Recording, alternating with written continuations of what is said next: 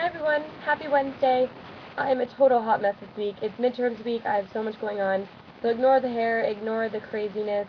Next week I'll be in Florida for spring break, so I won't be able to make a video. But I'm going to incorporate 2 different questions today, and hopefully this video helps. So, the summer before law asks, can you do a video with tips on how to overcome being shy, insecure, to make friends and get involved? So, to answer your question, what are the types of things that you can do to overcome being shy? I would say that the biggest thing is really, and this is going to sound super cheesy, but be more comfortable with yourself. I think one of my biggest, issues growing up, like in middle school, I just went through a lot in middle school, and I definitely felt very insecure about myself. Those are always the most awkward stages when you're not really an adult yet, you're not a little kid anymore. It's kind of that awkward stage, and you're growing, so you look different, and I remember that was kind of, those are always the awkward, I just look weird kind of stages. And, I feel like if you really have issues with yourself, you're not proud of yourself, you feel like you're not worthy to have friends, and, not saying that this is how you feel, but there might be some people out there that are watching this video that say, you know what, yeah, maybe I'm not the most proud of things that I've done, or maybe, I don't feel that I deserve good friends, or, there's always usually like some sort of self-sabotaging issue that you have that is prohibiting you to sort of go out there in the world and feel comfortable with yourself. So one of the things that I had to do with my own self was really focus on the things that I loved about myself the most.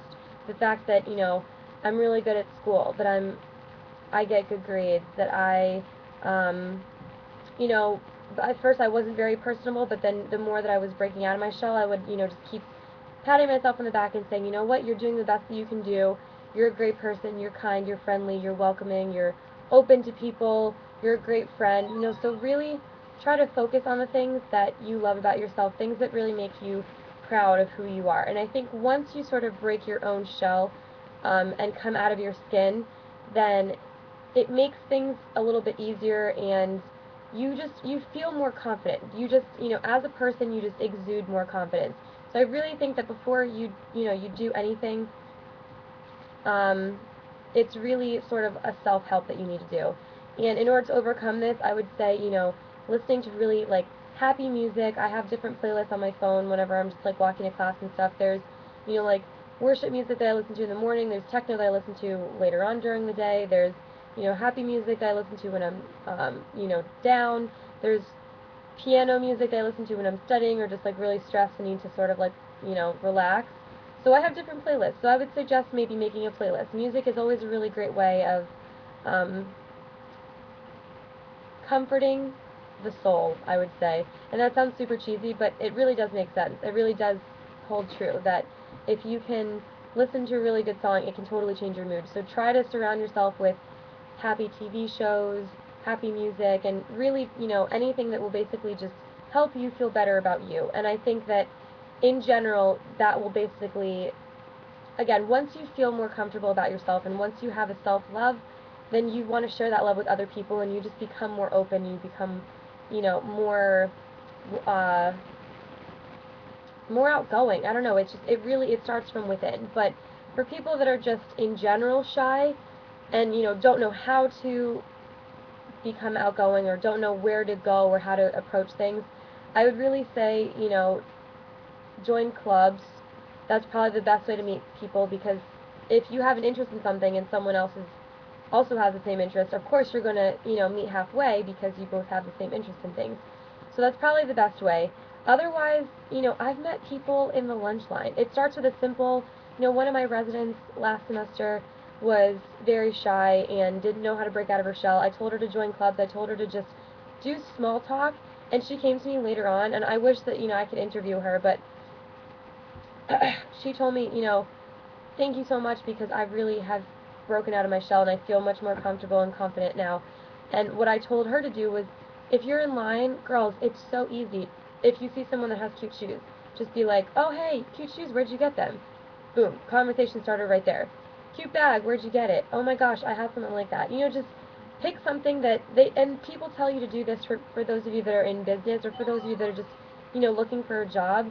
They always tell you that when you go into an interview and you're sitting down in the person that's interviewing their office, look around and see if there's anything that you share in common. If there's a poster about something, and say, oh, you like that, so do I, and just start up conversation. Basically, that's the best way to meet new people, is to really share a common ground with them, and even if you don't, you'll never know unless you ask.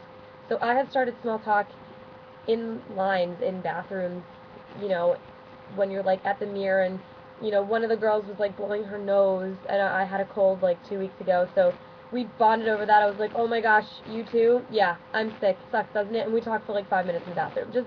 And you never know. Like, they could just be people that you'll never see again, and it's just now you know the face, and if you see them in passing, you'll smile at them.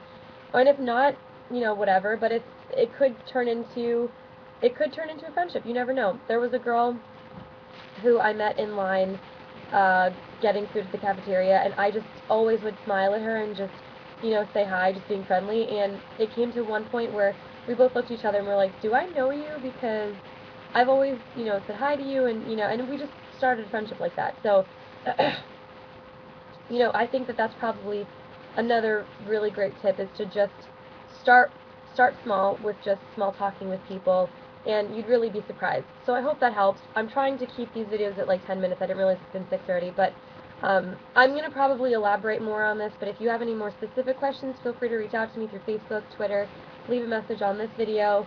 But I'm proud of you for, wanting to make the next big step. I definitely think that, just coaching yourself, and if you want to help, want to use me as a coach, I'd love to send you messages. And I also try to surround myself with like positive quotes. So sometimes it mostly starts from within, but I hope that answers your questions. And again, if you want me to elaborate any further, please reach out to me.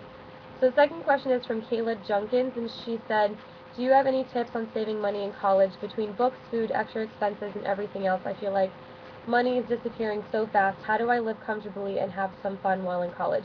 So this is a really good question. I'm actually on a budget because I'm thinking about doing grad school after I'm done, and right now saving money is the biggest thing. So for that, I would say, if you have a meal plan, try to use up all the money that your parents gave you to use for on campus first, because obviously, I say that that's like my fake money, so I try to use my fake money first. And I only say that because obviously it's within the school, and if I don't use it, it's going to get lost anyways.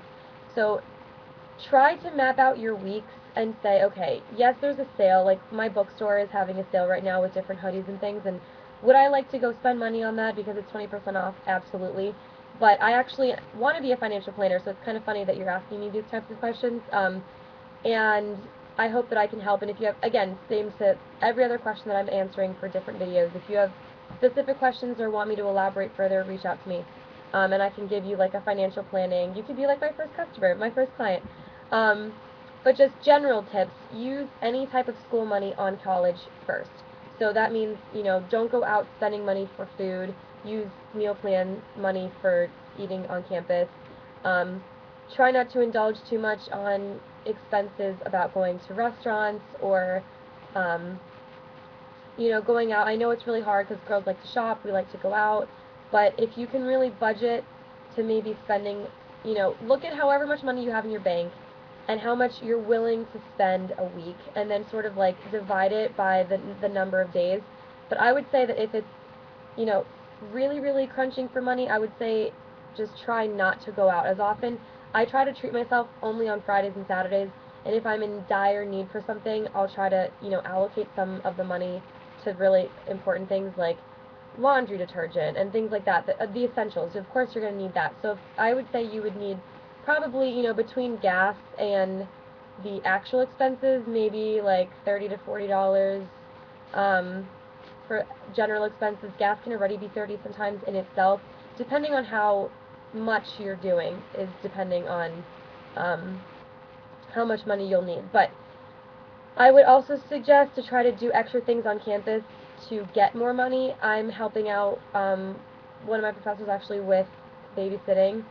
So there's going to be an extra, X amount of dollars a week as an income. I don't have a work-study job this semester because I'm an RA, but I'm getting paid for that. So I would say, You know, if it's also difficult for you to, if you're realizing that it's hard for you to balance everything, I would say try to do different things around campus that will help give you an income. So for instance, I'm a research assistant, that's $500 extra a semester that I'm getting. I'm a mentor, that's $500 extra that I'm getting in the semester. So really, if you're understanding that it's just too difficult for you to budget, you realize you really need to spend a lot of money on the essentials, I would suggest to get as many, you know, around campus things that have income that you could, you know, get part-time jobs, or, you know, go to the mall. If you find that you're going to the mall a lot, maybe get a job at the mall. Like one of my friends who's also an RA, he works at the mall, and then you just have to prioritize your social life and everything a little bit more. But essentially, if you could do that, I think that it'll help you realize, you know, how to spend money, how to be wise with money, and then also to understand that if you just need more of an income, to try to reach out to people on campus to, you know, try to get more of an income. So that's been 11 minutes. For both of you, thank you so much for your questions. For everyone else, I will be answering questions from different videos every week, so make sure to hit subscribe to this channel. Like I said, I'm going to be in Florida next week. I hope you guys have a great spring break for those of you that are going to be on spring break. I'll be posting updates and pictures on my Twitter if you guys want to follow me on that. And again, if you have any further questions about the 2 questions I just answered, either for those of you that asked it or just those of you watching that, you know, say, oh, well, can you elaborate more on this? Feel free to reach out to me, and I hope that I will be able to help out. So thank you so much for watching. I hope you're having a great day, and good luck with the rest of your week, and I will see you guys in 2 weeks. Bye!